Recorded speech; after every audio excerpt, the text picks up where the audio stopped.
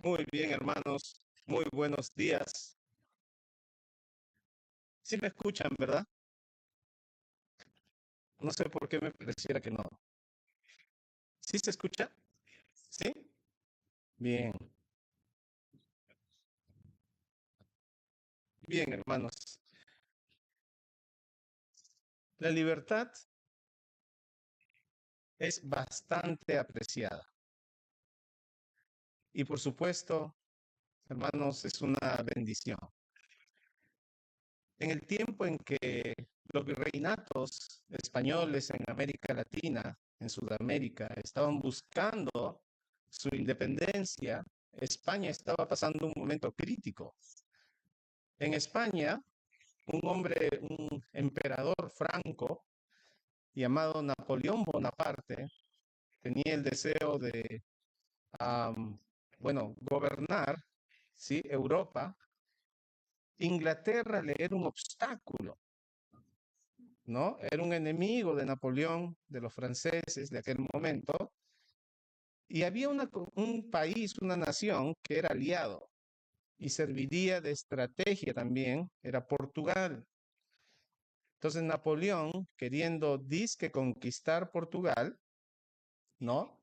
Pide permiso para pasar por España y así luchar contra Portugal, los españoles confiados y que también estaban pasando un momento de guerra civil en ese momento, ah, les permiten el paso. Napoleón aprovecha y si son 2 por 1 mejor, ¿no? Entonces ataca también a España por un tiempo, ¿no?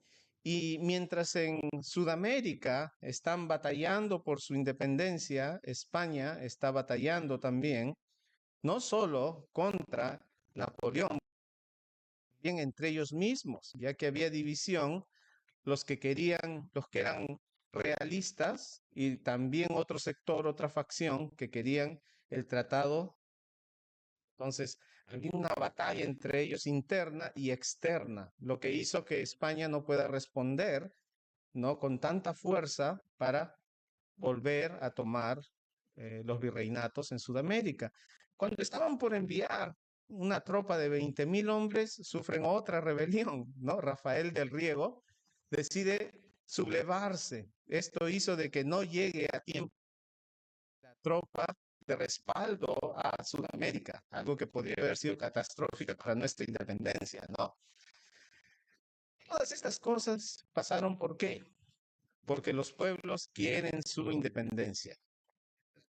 Las naciones quieren su libertad y nosotros amamos nuestra libertad, ¿verdad?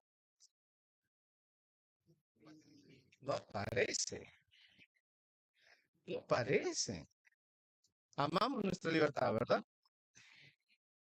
Bien, entonces, por ahí, un hombre llamado, ¿no? San Martín, pero no de Porres, sino don José de San Martín, decide renunciar al ejército español, ¿no? Y se muda a Inglaterra y desde Inglaterra viaja hacia el Virreinato de La Plata en Argentina y desde ahí empieza la liberación de Argentina, lo logra, luego pasa por Chile y luego con ambas naciones proveyendo hombres, decide también, ¿sí?, ayudar a Perú.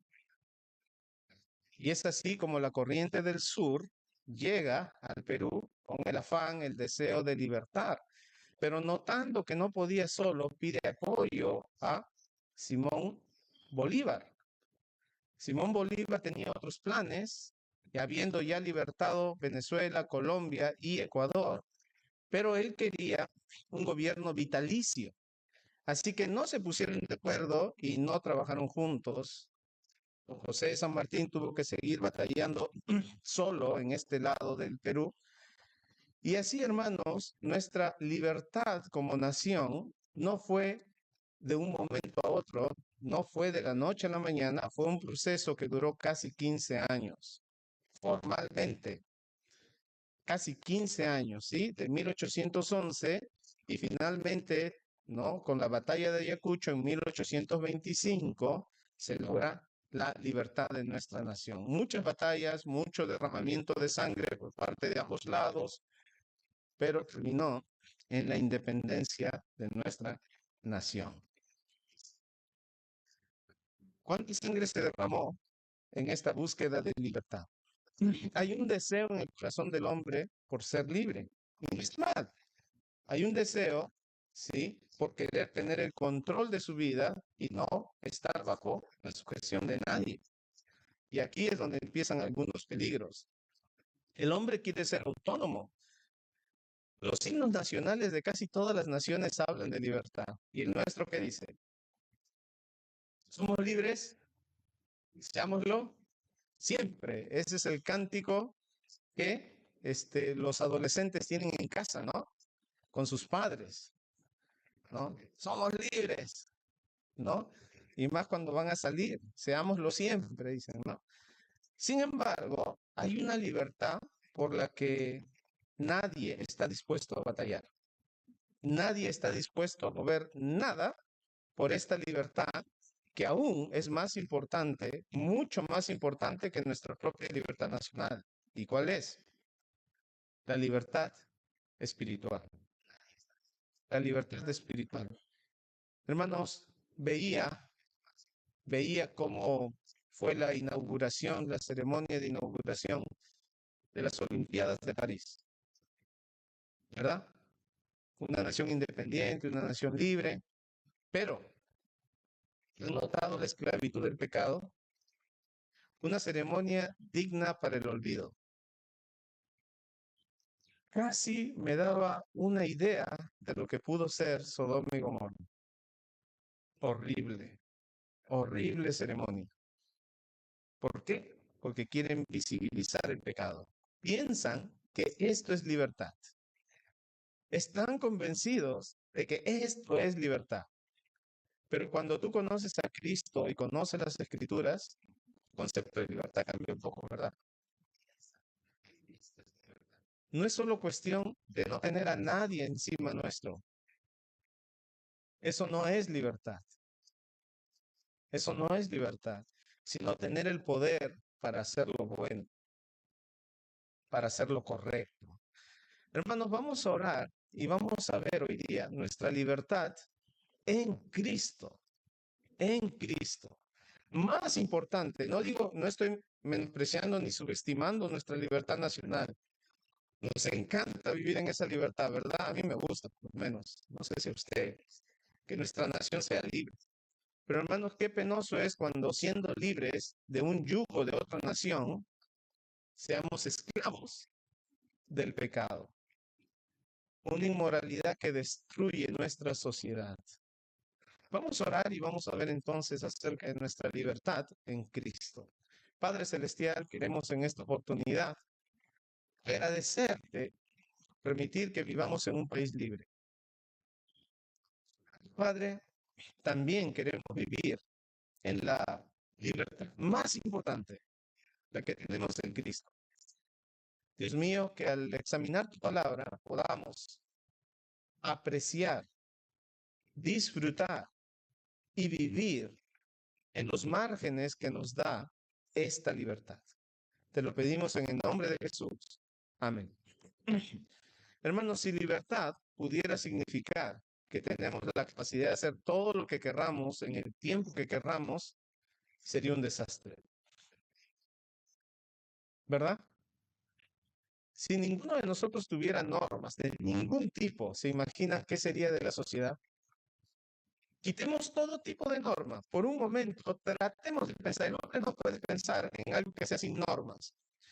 ¿Por qué? Porque tenemos conciencia. Y la conciencia, bien o mal, todavía tiene límites. Aunque es maleable y se puede deformar, todavía tiene límites. ¿No? Entonces, pero tratemos, intentemos pensar, ¿ya qué sería de nuestra sociedad sin límites, sin normas? Libertad absoluta, sin restricciones. ¿Qué creen que podría suceder?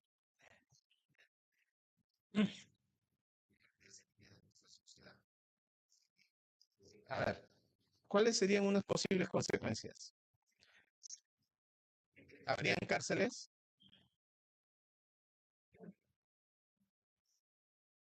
¿Por qué no habrían cárceles? Que te priva. de la libertad. Y estamos hablando de libertad absoluta, ¿sí? Entonces, esa persona que no quiere trabajar, ¿sí? Porque le causa fatiga y quiere evitar la fatiga, no, pero quiere dinero, pero tiene libertad total, sin restricciones. ¿Qué puede hacer? Ve descuidado con tu celular, te lo jala, corre, ya ni necesita correr, porque ¿quién lo va a atrapar? Libertad total, sin restricciones. Entonces, la policía, ¿qué le puede decir? ¿Qué le puedes decir tú? Hay libertad total. ¿Qué le puedes decir? ¿Qué le puedes reclamar? ¿Te imaginas el caos en que se convertiría nuestra sociedad? ¿Te imaginas? El mismo policía, ¿cuál sería su trabajo? El policía tiene que distinguir, ¿no? Tiene que distinguir entre qué es, ¿sí? ¿Cuál es la ley? Y para poder entonces capturar, detener, disuadir a los que quebrantan la ley. No hay leyes, pues. Todo es libre, todo es libertad. Hermanos, en realidad, aún dentro de nuestra libertad, necesitamos límites. Necesitamos límites. Entonces, cuando no hay límites, es lo que llamamos libertinaje. Cuando quitamos los límites. Entonces, Pablo enfatiza mucho la libertad que tenemos en Cristo, ya tanto teológicamente como en la práctica. Para Pablo, la verdadera libertad, ya, la verdadera libertad viene en Cristo, pero tiene sus resultados. Vamos al libro de Romanos, porque ahí es donde Pablo enfatiza mucho acerca de la libertad y trata de cubrir todos los ángulos, todos los ángulos. Miremos por un momento, ¿sí? Yendo a Romanos, el contexto, porque en el capítulo 6 habla de la verdadera libertad. El capítulo 6 habla de la verdadera libertad, pero miremos el contexto por un momento, ¿sí? Pablo nos dice, Pablo nos dice aquí en Romanos que Cristo es el único medio para la salvación. Y Cristo tiene también un efecto en la vida del creyente. En el capítulo 4, nos dice que Abraham fue libre, pero fue justificado, pero ¿en base a qué? ¿No? El 2 dice, si Abraham fue justificado por las obras, tiene de qué gloriarse, pero no para con Dios. El 3, porque ¿qué dice la Escritura? Creyó Abraham a Dios y le fue contado por justicia. Pero al que obra no se le cuenta, ¿no? El salario como gracia, sino como deuda. Así que Dios no le debía nada a Abraham. Dios libró, justificó a Abraham por su fe, sin las obras de la ley. Así que de salvarnos por las obras de la ley es el sistema más cruel que puedas conocer. Suena muy bonito, suena muy piadoso. Tienes que hacer obras para ser salvo. Acá dice que Abraham fue justificado por la fe. La justificación por obras es un sistema realmente. Nunca sabes cuándo es suficiente. ¿Ya habré hecho lo suficiente para ser salvo? Nunca sabes, nunca puedes estar seguro si eres salvo o no. Por otro lado, tampoco sabes si en algún momento vas a fallar y la malogras todo. ¿Qué pasa si faltando poco tiempo para mi muerte peco? Y no voy al cielo. Y si en algunos lugares dicen, ¿no? Y si una mujer usa el cabello corto, ya no es salva. Y si usa pantalón y falda, ya no es salva. Y cada conjunto, ¿no? Cada grupo tiene sus propias normas. Y vas de un grupo al otro y tiene otras normas. Y vas al otro y tiene otras normas. Entonces, es un sistema esclavizante, es un sistema cruel, ¿ya? Pero, ¿cómo entra este sistema? Bueno, medio del pecado. Ahora, en el capítulo 5 dice, justificados pues por la fe, tenemos paz para con Dios. Estábamos en guerra, pero por la fe ahora ha llegado la paz. Se ha firmado la paz entre Dios y el hombre por Cristo. El hombre por fin va a deponer sus armas por fe en Jesús y se va a rendir ante Dios. Así que es por la fe y no por las obras de la ley. Así que la salvación que Dios ofrece, la justificación, es por fe. Pero mientras no somos justificados por fe, ¿cuál es nuestra condición? Por la fe yo sé, ahora soy libre, por la fe ahora ya puedo agradar a Dios, tengo esta relación con Dios. Ya, pero ¿qué pasa, hermanos? La ley exige que hagamos buenas obras para ser salvos. La ley pone como condición eso. Pero ¿qué sucede? Es imposible, según el mismo capítulo 5, versículo 12. Por tanto, como el pecado entró en el mundo por un hombre, y por el pecado la muerte, así la muerte pasó a todos los hombres, ¿cuánto todos? Todos somos pecadores, causa del pecado de Adán. Toda la descendencia de Adán ahora está perdida. Toda la descendencia de Adán no tiene forma de ser libre por la ley, porque la ley exige obras y el hombre sin Cristo no puede hacer buenas obras. Puede tener un nivel de conciencia, no sé si a usted le ha pasado, puede distinguir que algo es malo, pero a la vez no puede dejar de serlo. ¿Ha notado? Yo sé que está mal, yo sé que no debo hacerlo. Y esto pasa no solo con los creyentes, pasa también con los incrédulos. El día lunes, después de haber estado tomando sábado, domingo, ¿qué dice el día lunes? Y más lo hago, me deja sin plata, mal, ¿no? Y el viernes, ¿qué está haciendo? Otra vez lo mismo. Pero podemos distinguir en diferentes niveles, según la moralidad en que ha sido formado y otros factores, puede distinguir un grado de moralidad que es bueno, que es malo, pero no tiene el poder para decir no. Es esclavo del pecado. Esa esclavitud también va a ir en niveles. Hay niveles más profundos, pecados que son bien dominantes, ¿no? El pecado en sí ya nos aprisiona. Así que no hay opción, que sea, no hay solución en Cristo. Y recién vemos la libertad. Sin Cristo, nos demos cuenta o no, estamos esclavizados por el pecado. ¿Y qué nos enseña que algo es malo? Pues la ley. La ley nos ayuda a ver que algo es malo, pero no nos da el poder para ser libres de eso. La ley nos muestra que robar es malo, pero no nos capacita ni nos da el poder para dejar de robar.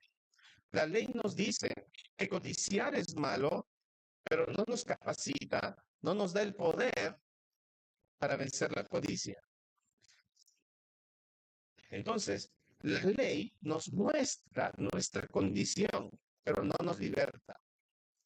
La ley nos dice que está bien, que está mal, pero ahora entendiendo eso, nos damos cuenta que no tenemos el poder para decir no, no podemos hacerlo. Entonces, Dios en su misericordia, al enviar a Jesucristo, ¿sí? Con Cristo vino un sistema llamado la gracia. Miren el versículo 14. 5:14. No obstante, reinó la muerte desde Adán hasta Moisés, aún en los que no pecaron a la manera de la transgresión de Adán, el cual es figura del que había de venir. Pero el don, dice el versículo 15, no fue como la transgresión, no fue como Adán. ¿Quién es el don? Algunos dicen la fe. En este texto nos dice que el don no es la fe. ¿Cuál es el don? Pero el don no fue como la transgresión, porque si por la transgresión de aquel uno murieron los muchos, abundaron mucho más para los muchos la gracia y el don de Dios. ¿Quién es el don de Dios? Cristo es el don de Dios. Algunos te dicen la fe es el don de Dios. No, Cristo es el don de Dios que trajo la salvación en medio de la fe. Por eso a veces se llama el sistema de la fe, el sistema de la gracia. Ahí debemos tener cuidado con esa confusión. Cristo trajo la salvación por gracia, la salvación por fe. Cristo es el don, no la fe. Y hay que tener cuidado ahí. Entonces, y el don de Dios por la gracia de un hombre, Jesucristo. Versículo 16, y con el don no sucede como en el caso de aquel uno que pecó. O sea, con Cristo el don no sucede como el caso de aquel uno, es decir, Adán, que pecó, porque ciertamente el juicio vino a causa de un solo pecado para condenación, pero el don, hablando de Cristo, vino a causa de muchas transgresiones para justificación. Entonces Dios, al enviar a Jesucristo, con Él nos está dando la libertad. Y así es como entramos, sí, al capítulo 6. En el capítulo 6 va a hablar acerca de la esclavitud en que vive el hombre. Entonces, este es el contexto. Para ser libres de esta esclavitud, dice el capítulo 6, versículo 1, una confusión. Entonces, si puedo ser salvo solamente por fe, por la gracia, y cuando hay pecado, cuanto más pecado hay, se nota más la gracia de Dios, porque, por ejemplo, si Dios salva a un moralista que nunca se mete con nadie, que es un buen vecino, lindo, se hace querer, no resalta mucho la gracia de Dios. Pero si hay un borrachito tirado en el suelo, pleitista, ladrón, se droga, y él es perdonado por Dios, gracias, resalta mucho más, porque perdona muchos pecados. Entonces, si peco más, se nota más la gracia de Dios. No va por ahí. No, versículo 1 del capítulo 6. Perseveraremos en el pecado para que la gracia abunde. Entonces, si yo, siendo ya cristiano, persevero en el pecado y vivo como si fuera un incrédulo, mi manera de vivir, de actuar, de vestir, todo es como un incrédulo, eso va a ser más notoria la gracia de Dios, porque la gente va a decir, ¿cómo ese hombre siendo tan malo ha sido perdonado por Dios? ¡Wow! La gracia va a notarse mucho más en mi vida si vivo mal, si vivo pecando contra Dios. Entonces, ¿cómo perseverar en el pecado y así la gracia se vuelve más grande? Y la respuesta es, en ninguna manera.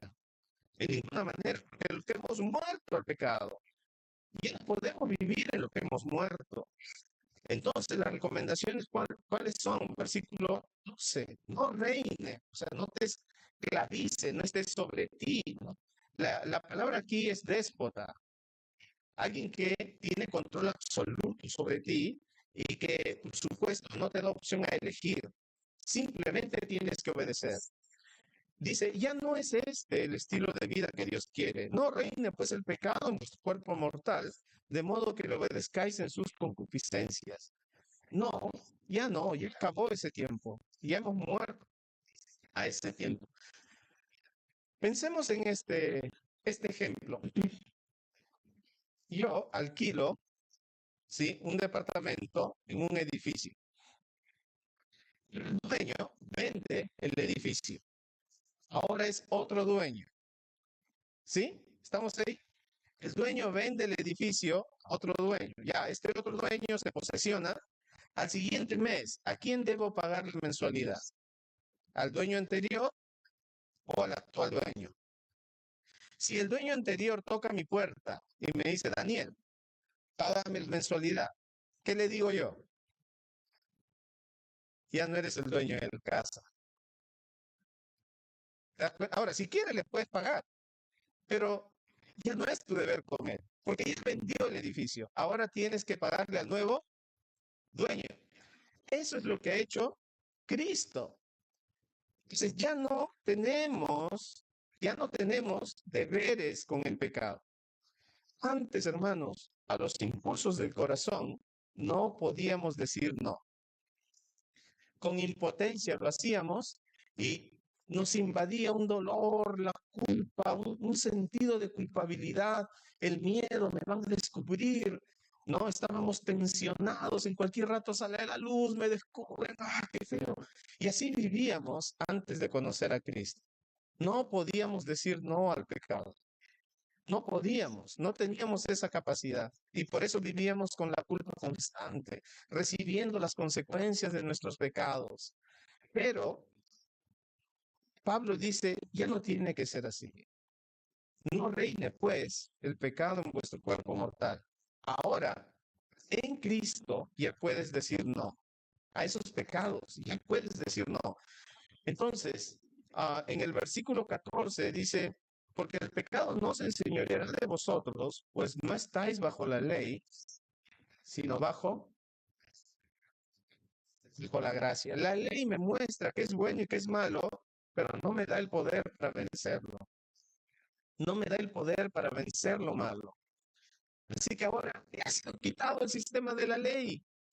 Ahora está el sistema de la gracia. ¡Qué hermoso! Ahora soy libre en Cristo. Y entonces surge otra pregunta. Un momento. Si ya soy libre de la ley, ¿significa que no tengo límites morales? Porque la ley me enseña los límites morales. ¿Significa que ahora soy completamente libre? O sea, que ahora puedo hacer lo que quiera. O sea, que ahora puedo tomar, bailar, fumar. Si fuéramos este tiempo, puedo ir a adorar a otros ídolos, otros dioses, porque ya no estoy bajo la esclavitud de la ley. O sea que ya no hay normas morales, ya no hay límites.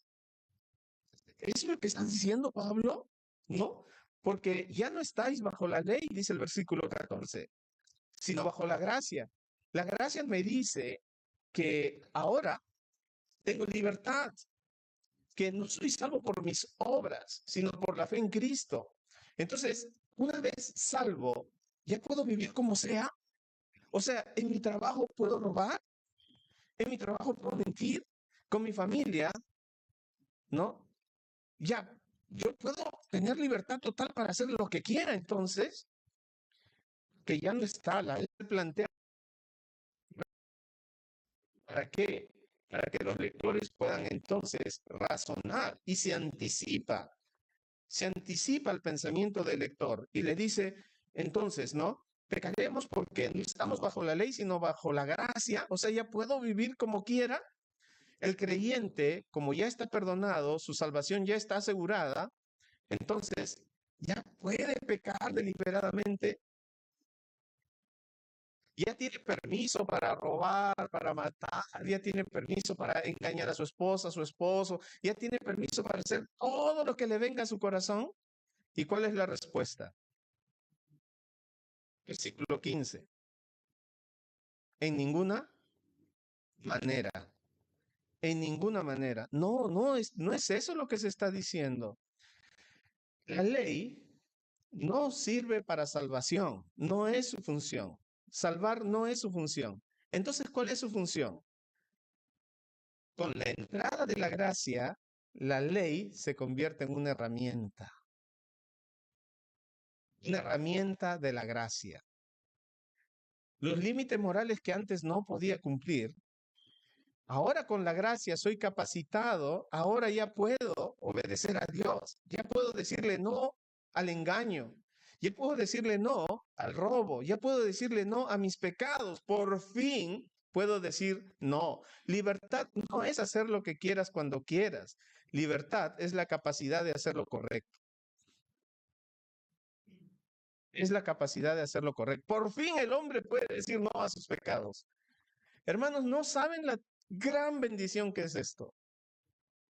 Porque la terrible culpa que produce el pecado, la esclavitud que produce, hermanos, nunca ha salido de mi mente esa escena, ese cuadro, cuando parado en una esquina con algunos amigos, 14, 15 años, parado ahí en una esquina conversando, así como solíamos hacer. Ahora ya no, ¿no? Ahora ya con la esclavitud de Internet ya no salen a las esquinas a conversar. Y no sé si esto es bueno o malo tampoco, ¿ya? Porque no era bueno en ese tiempo, no creo que lo sea ahora tampoco. Pero mientras estábamos ahí en una esquina, un hombre se paró y empezó a hablar, ¿no? Algunas palabras quedaron fijas ahí casi literalmente, ¿no? Y él decía, mencionando algo fuerte, las drogas, sé que me está matando, pero no puedo dejarlo. Esa es la condenación del pecado. Te esclaviza. Sabes que está mal, pero no tienes la capacidad para decir no. Yo sé que me está matando, pero no puedo dejarlo. Y ese clamor allí, en esa esquina, quedó en mi mente. Así es el pecado. Cual sea, no tiene que ser solamente las drogas. Hay diferentes, hay una gama bien amplia de pecados y combinaciones de ellas. Y no podíamos decir no. Éramos incapaces de decir no. Pero ahora sin la ley, entonces ya puedo aplicar, ¿no? La de Sigmund Freud. Entonces, no, tú estás mal, te duele en tu conciencia porque tus padres te pusieron límites, te pusieron normas y ahora tú no puedes cruzarlas y cuando las cruzas te duelen en tu corazón. Entonces, ¿sabes qué? ¿Sabes cuál es la solución? Borra esas normas. Elimina esas normas. ¿Para qué? Porque son esas normas las que te producen dolor de conciencia. Bórralas, ¿no? Y vas a ver cómo ya no hay dolor por el pecado. No, de hecho, ni siquiera existe tal concepto como pecado. Entonces, el problema aquí son las normas. No es que tú transgredas las normas, son las normas. Hay que borrar las normas. Entonces, ya, quitamos la culpa. Entonces, las cosas que tú haces ahora se almacenan en tu subconsciente y en el futuro, de hecho, eso es lo que va a salir. Tú sufres ahora por lo que te hicieron antes, lo que aprendiste, lo que te enseñaron, sus límites morales, todo eso es lo que a ti te atormenta ahora. La solución entonces es borrar esos límites morales. Qué pena, ¿no? Este hombre hizo sus prácticas en un manicomio y las quiere aplicar con los que están sanos de mente, ¿no? Hermanos, entonces la solución no es borrar los límites. Así ya no vas a tener dolor, culpa. Entonces, si te decían antes, la fornicación es mala, la fornicación es mala, es natural, es normal. Es un regalo de la naturaleza. Entonces, ¿por qué ponerte ese límite si es normal? Entonces, la idea para ellos es que para que no tengas sentido de culpa, entonces tienes que eliminar las normas morales. Así ya no hay culpa. Esa no es la solución. Por eso es que ellos tienen cada vez más trabajo. Porque lo querramos o no, Dios ha puesto una conciencia en nuestra mente. Y entonces todavía hay un sentir de culpa. ¿Se puede cauterizar la conciencia? Sí, pero no se pueden quitar los resultados, las consecuencias. Entonces, ahora Cristo nos liberta. Cristo nos da no, rompe estas cadenas. Entonces dice, ¿qué pues? ¿Pecaremos porque no estamos bajo la ley, sino bajo la gracia? En ninguna manera, en ninguna manera. Y aquí nos habla de dos principios. Este texto nos deja dos principios. El principio número uno es, ya, todos somos esclavos de alguien.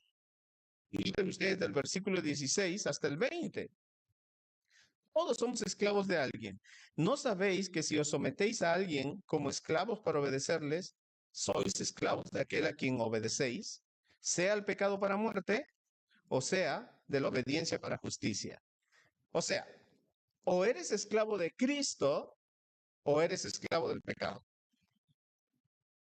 Pero libre, libre, no te la creas. Si eres esclavo de Cristo, eres libre del pecado. Pero si eres esclavo del pecado, eres libre de Cristo. Entonces, todos somos esclavos de alguien, te guste o no, lo quieras aceptar o no. Todos somos esclavos, es lo que dice el texto. Miren el versículo 17. Pero gracias a Dios que cuando erais, tiempo pasado, esclavos del pecado, ¿no? Habéis obedecido de corazón aquella forma de doctrina a la cual fuisteis entregados. Entonces, una nueva doctrina que nos liberta del pecado. Versículo 18, y libertados del pecado, vinisteis a ser. O sea, de todas maneras, eres un esclavo. El asunto no es si eres o no eres esclavo. El asunto es de quién eres esclavo. No, no es un asunto, a veces pensamos, ¿no? Y los incrédulos también piensan así. No voy a tu iglesia, muchas normas ponen allí. No, me van a esclavizar ahí con no tomes, no fumes, no bailes, ¿no? Me van a esclavizar ahí, ¿no? ¿Qué reglas ponen en tu iglesia? ¿Qué te prohíben a ti? Dice, mira, aquí más bien eres libre, pero fuera de Cristo eres esclavo. El único detalle es que tú piensas que eres libre, pero en realidad no eres libre, eres esclavo de tu propio pecado. Eres esclavo de tu propio pecado y no puedes hacer nada por liberarte. Cuando tu corazón te pedía algo, no podías decir no, le obedecías, como un zombie. Obedecías a los impulsos de tu corazón. Te decía en ese momento, explota, enójate, ya, suelta toda tu ira. ¿Y qué hacíamos? Soltábamos toda nuestra ira. No podíamos decir no. Este es el momento preciso. Engaña. ¿Y qué hacíamos? Engañado. No podíamos decir no. No podíamos. Pero ahora, en Cristo, tenemos esta bendición. Ya soy libre del pecado. Pero eso no significa que soy totalmente libre. He pasado a otro tipo de esclavitud. Esta esclavitud me da más libertad. Noten ustedes en el versículo 19. Hablo como humano por vuestra humana debilidad, que así como para iniquidad presentasteis vuestros miembros para servir a la inmundicia, esa era nuestra condición, sin Cristo. Servíamos de todas maneras, pero ¿a quién? A la inmundicia. Así vivíamos, haciendo cosas horribles. El cristiano ya no debería vivir así, ¿no? A la inmundicia y a la iniquidad. Así ahora, para santificación, presentad vuestros miembros para servir a la justicia. Entonces, o somos esclavos del pecado o somos esclavos de Cristo. Cuando era esclavo del pecado, mi vida era una inmundicia, pero al venir a Cristo, ahora hay santificación, es lo que dice este texto, ¿no?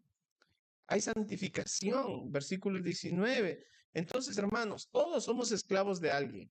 El asunto es de quién. ¿De quién? Somos libres de la ley, pero eso no significa que ahora podemos vivir como se nos plazca. Hay límites morales. La justicia indica hacer lo justo, lo correcto delante de Dios. Delante de Dios. Y ahora ya podemos hacerlo. Así que todos somos esclavos de alguien. Puedo ser esclavo de mi propia mente, pero mi mente tiene un problema, ¿no? ¿Quién tiene una mente perfecta aquí? Yo no. No soy omnisciente, así que no puedo distinguir todo. Me falta información. Algunas veces veo un cuadro y digo, eso está bien. Aparece más información. No, eso está muy mal. No soy omnisciente. Usted tampoco. Tenemos que seguir creciendo en el conocimiento de Dios. Miren, hermanos, hubo una película que antes mirábamos y nos gustaba. Yo decía, no, es tal vez una de las mejores películas que he visto. Tratamos de verla ayer, anteayer, y nos dimos cuenta, qué feo. No me había dado cuenta que había eso, ¿no? La película Click parece muy familiar, muy bonita, chévere, ¿no? La vimos hace muchos años y después cuando quisimos verla ayer nos dimos cuenta, wow, tiene bastantes cosas inmorales, feas. Las cosas que un tiempo las veíamos como no tan mal, vamos creciendo en nuestro conocimiento de Dios y después cuando volvemos a mirarlas ya tiene otra óptica. No era tan bonito como parecía. Uy, esta escena. Uy, wow, qué feo. Y ahí te vas dando cuenta. ¿Por qué? No somos omniscientes. En la medida en que va pasando el tiempo, vamos conociendo más, vamos aprendiendo más. Y vemos ahora nuestra vida de manera diferente. Tal vez muchos varones compraban su periódico y podían ver sin problemas. Mientras la esposa, ¿cómo puedes ver eso? Pero esto no es problema para mí. Pero te ibas acercando más a Dios y ahora cuando abres un periódico, qué feo, ya no se puede ver un periódico tranquilo, ¿no? Ya no se puede, wow, por todos lados está, ya, qué feo. En la medida en que vas creciendo en tu conocimiento y en tu relación con Dios, empiezas a ver más claramente las cosas. Y entonces cada vez eres más libre de diferentes pecados. Cada vez eres más libre. Esta área estaba fea en mi vida. No, tiene que ser extirpada. Y después Dios te da un poco más. Esta otra área también estaba mal. Entonces así vamos creciendo espiritualmente. Dios va abriendo nuestros ojos. Pero, pero todos somos esclavos de alguien, o de Cristo para salvación, o de el pecado. Así que no puedo confiar en mi mente, no soy omnisciente. No puedo con mi propia mente, sin la palabra de Dios, determinar qué es bueno o qué es malo. Porque otro problema, una es que no soy omnisciente, pero tengo otro problema. ¿Ya? Por un lado, no conozco todas las cosas, pero por otro lado, mi corazón es perverso. Y no solo el mío, el de usted también. Yo no lo conozco usted en profundidad, pero sé que la Biblia dice que engañoso es el corazón. Y no solo engañoso, sino perverso. ¿Quién lo conocerá? Yo mismo no conozco mi corazón. No sé cómo voy a reaccionar. No sé cómo voy a reaccionar frente a la tentación. No sé cómo voy a reaccionar en momentos de tensión. Yo no sé. Yo puedo decir, yo me conozco ya, yo sé cómo soy. Mentira. Yo no sé cómo voy a reaccionar. En una oportunidad puedo reaccionar muy bien y en otra muy mal. Mi corazón es bien engañoso. Así que por un lado no soy omnisciente, pero por otro lado, mi corazón me engaña. No puedo confiar en mi mente. Hoy me dice que está bien lo que estoy haciendo. Se apapacha, se autojustifica en el pecado, está bien lo que hice. Una vocecita por ahí me dice que está mal, pero no, yo trato de autoconvencerme de que está bien, no está mal, ¿no? Y es así como cauterizo mi conciencia. Así que no puedo confiar en mi mente como una guía final, autoritativa, ¿sí? Para mi moralidad. Necesito la palabra de Dios. Entonces, mientras tanto, mientras voy siendo libertado en Cristo de muchas áreas en mi vida, el cambio no es ya, no es ya. Conocí a Cristo, ya soy libre. Vamos notando cómo con el paso del tiempo, creciendo en Cristo, conociendo su palabra, vamos siendo más y más libres. Teológicamente es el día en que conocimos a Cristo. En la práctica lo vamos viendo en la medida en que nos acercamos a Dios, en la medida en que lo conocemos más, en la medida en que nos consagramos más. El peligro, el peligro, hermanos, es que tengamos la tentación de volver a la esclavitud. Miren, en el tiempo de Abraham, en el tiempo del Antiguo Testamento, un esclavo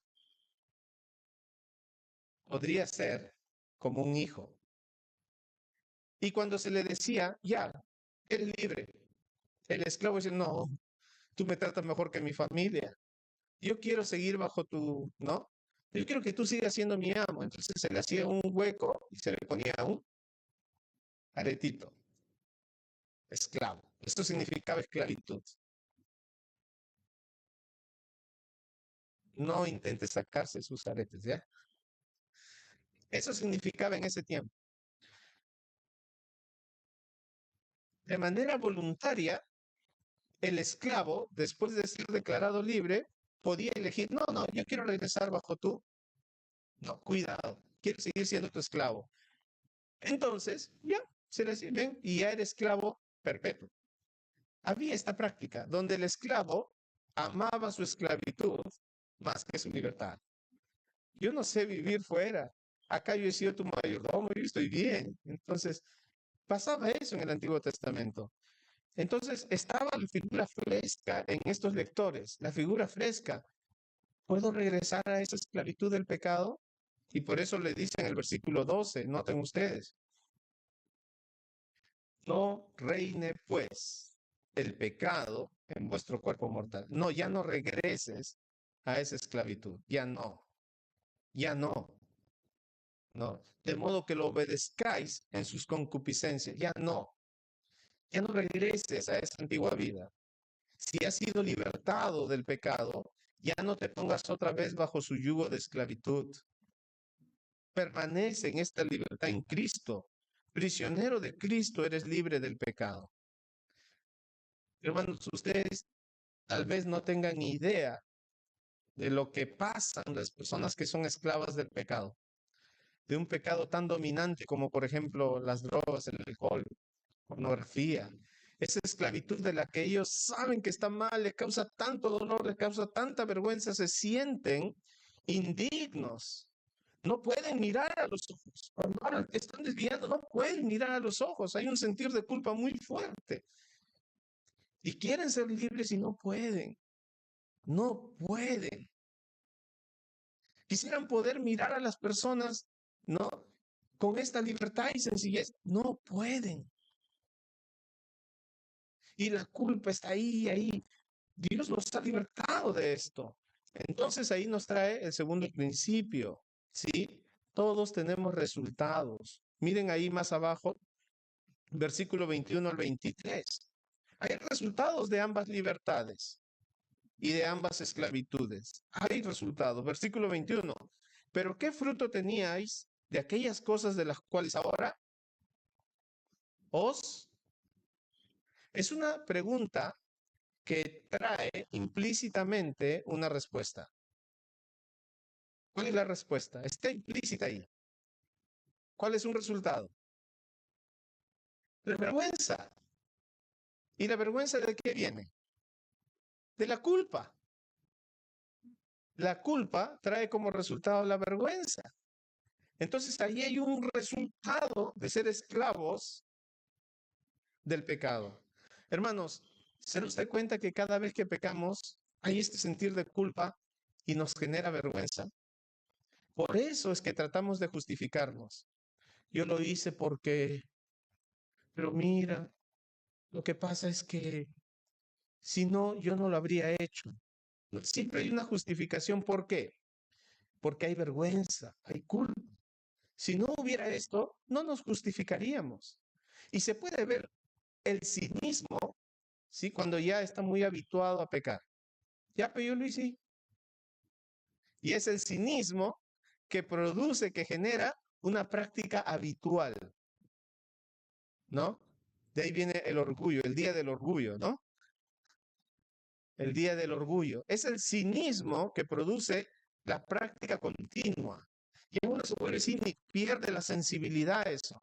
Cuando un creyente contesta de esta forma, para mí es preocupante.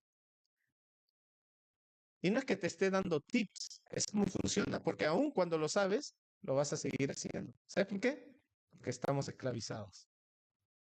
Ah, ya sé lo que quieren escuchar, ya sé lo que quiere escuchar el pastor, aunque lo sepas, lo vas a dejar de hacerlo, ¿sabes por qué? Somos esclavos del pecado cuando estamos en esta condición. Y ese es el tema, ¿no? La mucha práctica nos vuelve cínicos.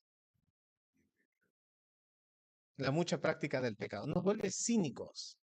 Y este es el punto aquí, ¿no? Dice, miren, ¿qué frutos teníais de aquellas cosas de las cuales ahora os avergonzáis? Lo que trae es culpa, produce vergüenza. Por eso Adán se escondió. Porque él entendió, he hecho lo malo delante de Dios. Y por eso, en la noche es cuando se producen más pecados. Cuando los jóvenes pecan al aire libre, ya tienen mucha práctica. Se han insensibilizado, han perdido la vergüenza. Pero generalmente lo hacen de noche. ¿Por qué? No quieren ser vistos. Saben que está mal. Saben que está mal. Vergüenza es uno de los resultados. Y esto pasa con creyentes también. Los no creyentes, es una pena para un no creyente tener que cargar con esto toda su vida. Cuando vemos a alguien que no conoce a Cristo, de verdad, debemos ver a alguien con mucha carga en su vida. Y aún nosotros, usted puede recordar años atrás cómo era antes de Cristo y se acuerda y, qué fea etapa de mi vida. Qué feo, como quisiera que eso se borrara, ¿no? Qué etapa tan triste. Pude haber hecho eso. Hoy me genera vergüenza, ¿verdad? Vivir toda una vida con eso. Dios quiere librarnos. Uno de ellos es la culpa, pero no es la única. ¿Qué dice el versículo 21? Sigue ahí, ¿no? Y a otra respuesta.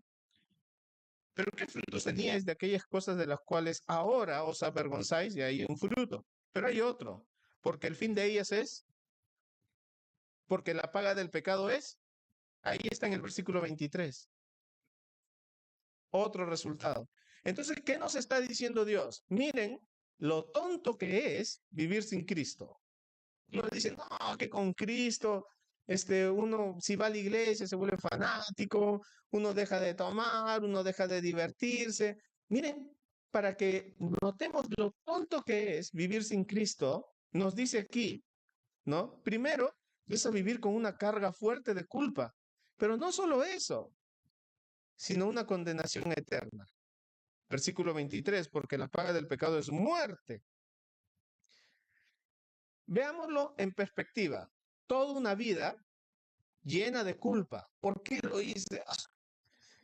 Ay, Señor, cómo quisiera volver al pasado, evitar eso. ¿No?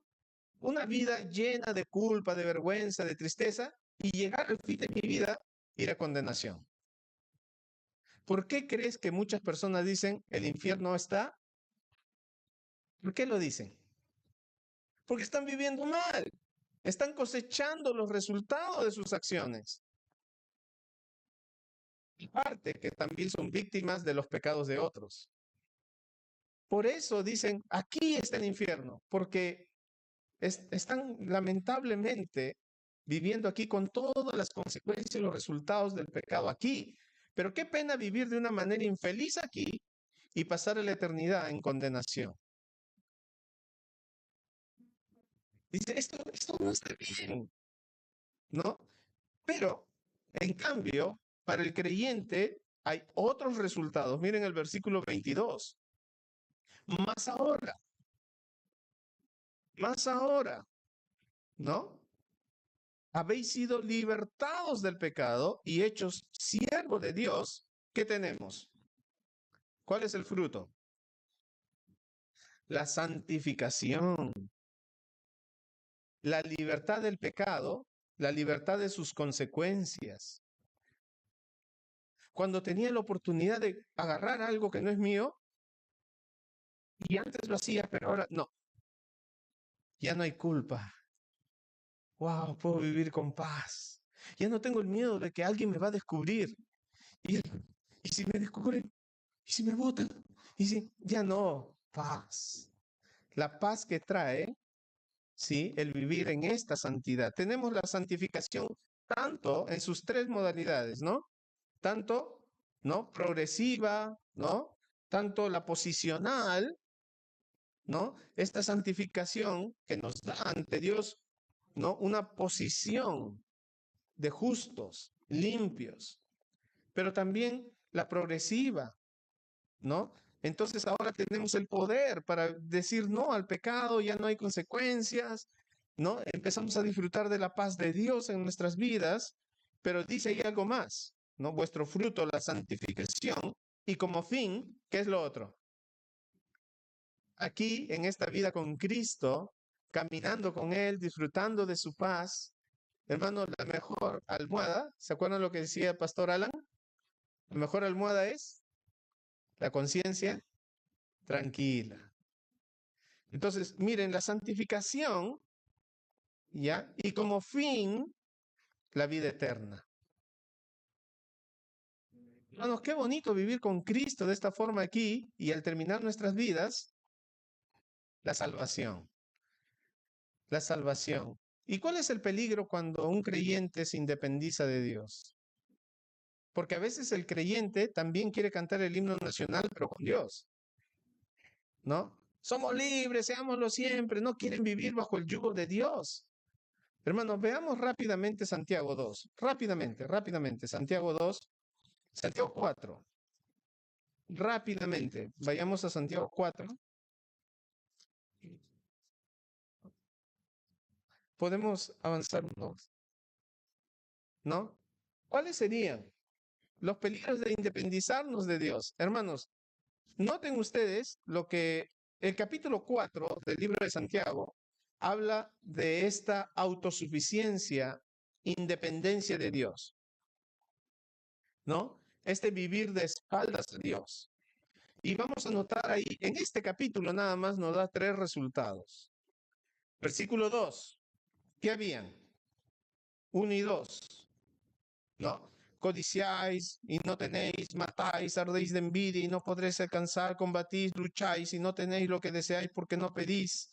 No dependían de Dios para la oración, por medio de la oración. y aun cuando oraban, oraban mal. ¿Y cómo los declara Dios? Versículo 4, enemigos de Dios, enemigos de Dios. Vemos aquí entonces algunos resultados. Versículo 1 y 2 nos hablan de contiendas, pleitos, ¿no? ¿De dónde vienen las guerras y pleitos entre vosotros? No es de vuestras pasiones las cuales combaten, no dependían de Dios para sus relaciones. Todo este capítulo 4 habla de la independencia de Dios. Cierra con los versículos 13 al 17, pero aquí nos muestra en las relaciones interpersonales, pleitos, ¿no? Líos entre hermanos, ¿no? Batallas, murmuraciones, ¿no? Enemigos entre hermanos. Y Dios menciona aquí en este contexto el segundo, ¿no? Un segundo peligro. Miren, el versículo 4, enemistad con Dios. Cualquiera que quiera ser amigo del mundo, ¿no? No quiere vivir bajo la soberanía, bajo la autoridad de Dios. Entonces es un enemigo de Dios, pero un amigo del mundo. Hay una enemistad contra Dios. Y la tercera la vemos del versículo 13 y 14. Autosuficiencia. Noten ustedes. Vamos ahora a los que decís, hoy y mañana iremos a tal ciudad. Estaremos allá un año, traficaremos y ganaremos. Autosuficiencia. Cuando uno le da la espalda a Dios, se quiere libertar de Dios. Noten ustedes, planea su vida. Este grupo de hermanos planean su vida sin considerar a Dios. No está mal planear. Pero ellos no consideraban a Dios en su planificación. No están examinando si Dios quiere o no quiere. Por eso es que le dice más abajo, en lugar de lo cual deberíais decir, el versículo 15, si el Señor quiere, no consultan con Dios. Son independientes, libres, soberanos, autosuficientes. Noten ustedes hasta qué punto llega su presunción, hasta qué punto llega, ¿no? Su orgullo, su soberbia. Piensan en el lugar. Noten ahí en el versículo 13, iremos a tal ciudad. Están pensando en el lugar, piensan en el tiempo. Estaremos allá. ¿Cuánto tiempo? Un año. Piensan en la actividad. Traficaremos. Vamos a hacer negocio. Y si esto fuera poco, como si tuvieran el poder para ello, hasta piensan en el resultado. ¿Cuál pensaba que era el resultado? Ganaremos. Piensan en el lugar, piensan en el tiempo, piensan en la actividad, piensan hasta en el resultado. Esta es una presunción peligrosa. Solo Dios tiene el poder para eso. Voy a ir a tal ciudad. ¿Cómo sabes que vas a ir a tal ciudad? Vamos a estar un año. ¿Cómo sabes que vas a vivir un año? Vamos a dedicarnos al negocio, vamos a traficar. ¿Cómo sabes si vas a tener el capital? Vamos a ganar. ¿Cómo sabes que vas a ganar? Piensan en todo, menos en Dios. Este es el peligro, y está hablando a creyentes. Este es el peligro cuando los creyentes se independizan de Dios. No consultan a Dios para nada. El creyente debe reconocer que su vida está en manos de Dios. Por eso el versículo 14 dice, no sabes lo que va a ser mañana. O sea, tú estás pensando de aquí a 365 días, iremos un año. Dice, tú no sabes lo que va a ser de ti mañana. No sabes si vas a tener vida. Eso es presunción. Cuidado. Este es el peligro. Todo este capítulo 4 habla del peligro de independizarse de Dios. Tu espíritu se vuelve belicoso. Cuando un hermano está en pleitos todo el tiempo, está mal con Dios y ya. No hay más que... Es que él tiene la culpa. Es que... Y justifica acá, justifica allá, justifica... No, no hay justificación. Simplemente se ha hecho amistad con el mundo. Así de sencillo. Para no dejar que nuestro corazón nos engañe. Porque bien engañoso, es fácil echarle la culpa a otros. Es nuestro corazón. Cuando estamos independizados de Dios, hermanos, somos belicosos. ¿Tienes problemas en tu círculo, tu familia? ¿Estás en pleito todo el tiempo con la familia? ¿Estás en pleito con los hermanos? Esto está pasando. Tu corazón se está independizando de Dios. ¿Sí? Y esto nos lleva a la enemistad con Dios y amistad con el mundo. Eso no significa tomar, emborracharse, pelearse entre hermanos. Ese es el contexto. Y luego dice más abajo, ¿no? Planear tu vida, vivir como si Dios no existiera, en lugar de lo cual deberías decir, si el Señor quiere, viviremos, haremos esto o aquello. Depender de Dios. Señor, ¿esto es lo que tú quieres? Recuerda la pregunta de Pablo. Señor, ¿qué quieres que haga? Señor, ¿es esta tu voluntad? ¿Es esto lo que quieres para mí? Ya, cuidado entonces, porque hay peligros. Santiago nota este peligro y dice, tengo que hacérselos saber. ¿Sí? Entonces, hermanos, tenemos esta oportunidad, ahora que somos libres del pecado, de decir no al pecado, ¿sí? De honrar a Dios con nuestra manera de vivir. Ahora que cantamos el himno nacional, podemos pensar, somos libres no solo de la esclavitud, del yugo de otro país, somos libres también del pecado y sus consecuencias. ¿Qué vas a hacer con esa libertad? ¿Qué vas a hacer con esa libertad? Cuando estés solo en casa, ¿qué vas a hacer? Bueno, Cristo ya me salvó. Y no importa lo que haga. Cuando estás en tu trabajo, ¿cómo lo vas a hacer? Bueno, si nadie me está mirando, descanso. Y si me miran, trabajo bastante. ¿Vas a ceder a esa tentación? ¿O dirás, no, estén o no mirándome, voy a trabajar fuertemente? Porque no soy esclavo ya de esto. No soy el vivo. Tengo que ser honesto en lo que hago. Hermanos, tenemos ahora la oportunidad en esta semana de mostrar nuestra libertad. Tenemos aquí en la iglesia, al terminar el servicio, una oportunidad de mostrar nuestra libertad, que somos libres de la codicia, que somos libres del egoísmo. ¿Sabes cuándo lo puedes manifestar? Al momento de pasar a servirnos los alimentos. Yo, yo, yo, yo, yo, yo, yo. Y al otro ya no queda nada. Bueno, no sé si te queda el otro o no, pero yo estoy bien. Tenemos la libertad, ¿sí? En Cristo para poner en práctica hoy al momento de pasar por el almuerzo. Señor, no solo se trata de mí, el mundo no gira alrededor de mí, están mis hermanos. Me voy a servir considerando que hay otros atrás. Oh, se me cayó al piso, mis hijos lo ensuciaron, ya me voy, alguien lo limpiará. Tenemos la oportunidad de mostrar que somos libres de este pecado de egoísmo, egocentrismo. ¿Por qué lo voy a limpiar yo? Hay otra persona que lo puede hacer. ¿Ah? Podemos entonces actuar correctamente ahora, ¿verdad? Ya se descuidaron, entonces me meto de nuevo. Tengo vara yo aquí. No, tenemos la oportunidad de hacer lo correcto. Hoy, pero mañana también, porque mañana vamos a tener una comunión. Los que se han inscrito, por supuesto. ¿Y saben qué? Vamos a tener deporte. Qué linda oportunidad para mostrar que soy esclavo de Cristo. ¿Qué voy a hacer cuando me lleven? Cuando me hagan guachita. ¿Ah?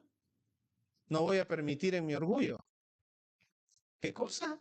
Mi orgullo me dice, tú o la pelota, los dos no. ¿Qué voy a hacer cuando mi compañero de equipo falle? ¿Qué voy a hacer? Ahora soy libre para hacer lo correcto. Soy libre para glorificar a Dios. Y hay oportunidades hoy, hay oportunidades para mañana. En la comunión, si tú o los tuyos se ensucian, límpialo. No te dejes llevar por la flojera, la ociosidad. Límpialo. Asume tu responsabilidad, pide disculpas. Voy a enseñar a mi hijo en casa. No lo he hecho. Aquí está una manifestación. No lo he hecho, pero voy a enseñar en casa. Disculpen, perdón. Son formas, hermanos, de mostrar que somos libres en Cristo. Que estamos dispuestos a asumir y resarcir. ¿Ya? Entonces, ¿qué nos ayuda, hermano, en nuestra vida diaria? A que no escojas el pan grande y dejes al otro el pan pequeño. Formas de mostrar nuestra libertad. El Señor nos ayude, Padre Celestial, en este tiempo. Queremos, oh Dios, pedirte que sigas abriendo nuestros ojos y nos ayudes a vivir dentro de esa libertad que nos has dado. Antes no podíamos decir no. Qué terrible era nuestra vida, cuántas consecuencias, la culpa, el dolor. En Cristo somos libres ya. Son borradas nuestras culpas. Son borradas ahora esos motivos que teníamos para avergonzarnos. Es un volver a empezar. Pero Padre, nuestro corazón quiere volver a ese yugo de esclavitud. Nuestro corazón estaba tan habituado a esa forma de vivir que ahora extraña y muchas veces vuelve a esas prácticas. Ayúdanos, Señor. Ayúdanos a mantenernos firmes en esta libertad, aunque en Cristo somos libres. Dios mío, no queremos deshonrar tu nombre. Queremos, Padre, aun cuando nos vean o no nos vean, que tu nombre sea exaltado. En las prácticas, aquí mismo en la iglesia, fuera de la iglesia, el día de mañana, oh Dios, tengamos un tiempo muy bonito, un tiempo para manifestar el amor al prójimo, un tiempo para manifestar, oh Dios, que tú estás gobernando en nuestras vidas y así de manera práctica vivir esta libertad. Te lo pedimos, oh Dios, en el nombre de Jesús. Amén.